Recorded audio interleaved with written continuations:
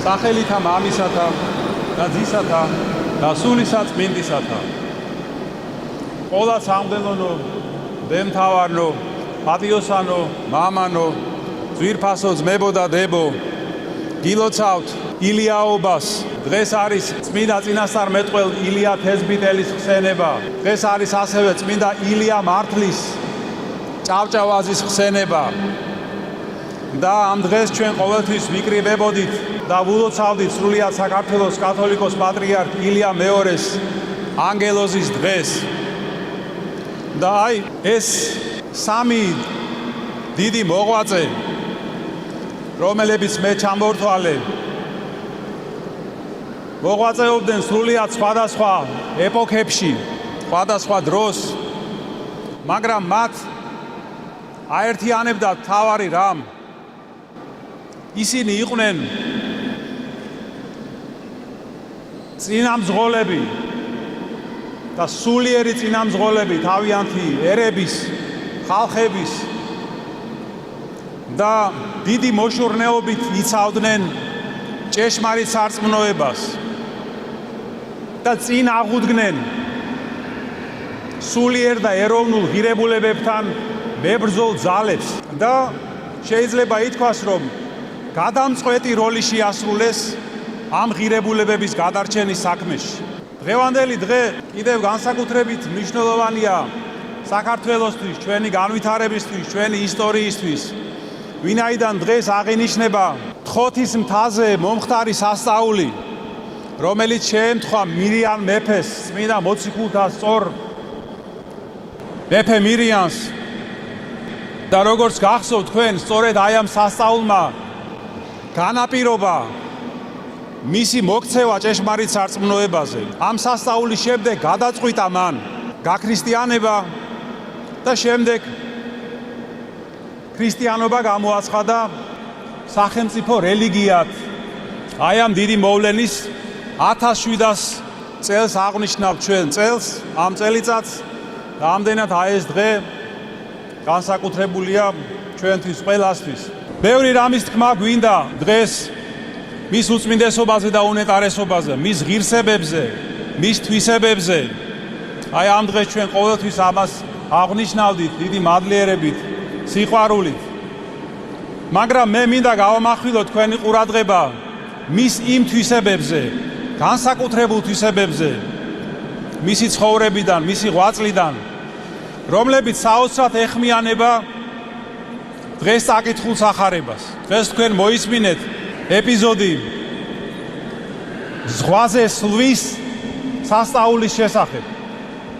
აი, როდესაც მაცხოვარმა 5 პურით და 2 თევზით დააპურა 5000 კაცი თვინიერ ქალებისა და ბავშვებისა, როგორც სახარება აზუსტებს. შემდეგ ეს ხალხი გაუშვა, გაითხოვა და მოციქულებს უბრძანა, რომ გენისარეთის ზღვა გადაეცურათ მის გარეშე და გენისარეთში მისულიყვნენ.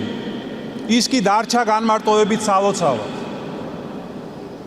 და აი შუა ღამეს ატყდა საშინელი ქარიშხალი, მოციქულები იყვნენ ამ ზღვაში, ნავში, რომელიც ძალიან ირყეოდა ტალღებისგან, იმიტომ რომ როგორც ამბობს მათე მახარობელი, პირქარი უბერავდა. და აი უეცრად ისინი ხედავენ, რომ უფალი იესო ქრისტე მათთან მოდის ზღვაზე სლვით და ძალიან შეეშინდათ. იფიქრეს, რომ მოჩვენებას ხედავენ. მაგრამ უფალმა უთხრა, ნუ გეშინიათ, ეს მე ვარ, გამხნევდით. და პეტრემ უთხრა, რომ თუ ეს შენ ხარ უფალო, მიბრძანე, რომ მეც გადმოვიდე ნავიდან და შენსკენ წამოვიდე. მოდი, უთხრა უფალო. პეტრეც გადავიდა ნავიდან, დაიწყო სიარული, მაგრამ რომ დაინახა ეს ქარიშხალი, ეს საშინელი ხმაური, რომელიც თან ახლდა ამ ქარიშხალს, შეეშინდა და დაიწყო ჩაძირვა. და წამოიძახა შიშისგან, მიხსენ მე უფალო, შემეწინ. უფალმაც უთხრა, რომ რატომ დაეჭვდი მცირედ მორწმუნე? გაუწოდა ხელი, მოჰკიდა მას ხელი, ნავზე აიყვანა, ქარიშხალიც ჩაცხრა და ისინი მაცხოვართან ერთად გავიდნენ გაღმა და მივიდნენ ქალაქ გენისარეთში. აი ესეთი სახარება იყო წაკითხული, რომელიც საოცრად გვაგონებს ჩვენ ალბათ უნებლიეთ ჩვენს ცხოვრებას, რომელიც სავსეა ამ ცხოვრებისეული ქარიშხლებით, რომლებიც ეკვეთებიან ჩვენს რწმენას, ჩვენს სინდის, ჩვენი გულის საუკეთესო მისწრაფებებს და ლამობენ, რომ ჩვენი პატარა ნავი ჩაძირონ. და ჩვენ ზოგჯერ გვეჩვენება, რომ ხსნა არ საიდან არის. მაგრამ დღევანდელი სახარებით უფალი გვასწავლის ჩვენ, რომ ყველანაირ ქარიშხალში, ყველანაირ ღელვაში გაისმის უფალ იესო ქრისტეს ეს მანუგეშებელი სანუკვარი სიტყვები, ნუგეშინიათ, მე თქვენთან ვარ, გამხნევდით. და აი თუ ჩვენ გავიგონებთ ამ სიტყვებს, თუ ჩვენ პეტრეს მსგავსად გავემართებით უფლისკენ, გვექნება მისწრაფება მისკენ. ის აუცილებლად ჩაკვიდებს ჩვენ ხელს, შემოვა ჩვენს ნავში და ჩვენ უკვე გავხდებით მისი თანამგზავრები. ეს ქარიშხალის ჩაცხრება აუცილებლად და ის მიგვიყვანს ჩვენ მშვიდობიან ნაპირთან. მისი რწმენა, მისი მადლი და ძალა მიგვიყვანს ჩვენ იმ მიზანთან, რისთვისაც ცხოვრობთ, რისთვისაც ვართ მოწოდებულნი და დანიშნულნი. ოღონდაც რა უნდა გქონდეს ჩვენ ძვირფასო ძმებოდადები? ოღონდაც არ გვიმტყუნოს აი ამ სულიერმა სმენამ, რომ ყოველთვის გვესმოდეს მისი ეს სიტყვები, მე თქვენთან ვარ, გამხნევდით, ნუგეშინიათ. და აი როდესაც ჩვენ ვიხსენებთ სრულიად საქართველოს კათოლიკოს პატრიარქ ილია მეორეს, ალბათ ყველანი დამეთანხმებით, რომ მას საოცრად გამოარჩევდა ეს თვისება. მას არასდროს უმტყუნა აი ამ სულიერმა სმენამ და ყოველთვის ესმოდა მას უფლის ეს სანუკვარი სიტყვები, მე თქვენთან ვარ, გამხნევდით და ნუგეშინიათ. და ის იღწოდა მთელი სიცოცხლე,